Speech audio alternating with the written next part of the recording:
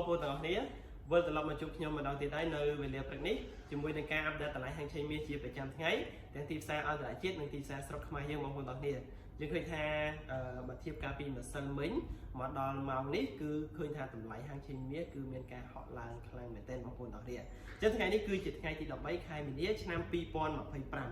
តម្លៃហាងឆេងមាសគេកំពុងតែជួញដូរនៅក្នុងតម្លៃ$2,941នៅក្នុង1អោនជាតម្លៃទីផ្សារអន្តរជាតិបើតម្លៃស្រុកខ្មែរយើងវិញស្មើនឹង$3,543នៅក្នុង1តម្លឹងហើយបើសិនជាយើងគិតជាជីវិញស្មើនឹង$354ក្នុងមួយជីផងដែរឃើញថាមានការហក់ឡើងបងប្អូនទាំងអស់គ្នាអញ្ចឹងថ្ងៃនេះបងប្អូនទាំងអស់គ្នា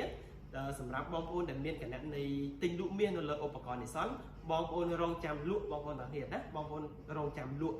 ហើយបើសិនជាបងប្អូនដែលមិនទាន់មានគណនីទិញលក់មាសនៅលើឧបករណ៍នេះសនបងប្អូនក៏អាចតំណែងតំណងតាមខ្ញុំបានផ្ទាល់ក៏បានដែរតាមរយៈ link Telegram នៅក្នុង profile TikTok បងប្អូនទាំងគ្នាអរគុណ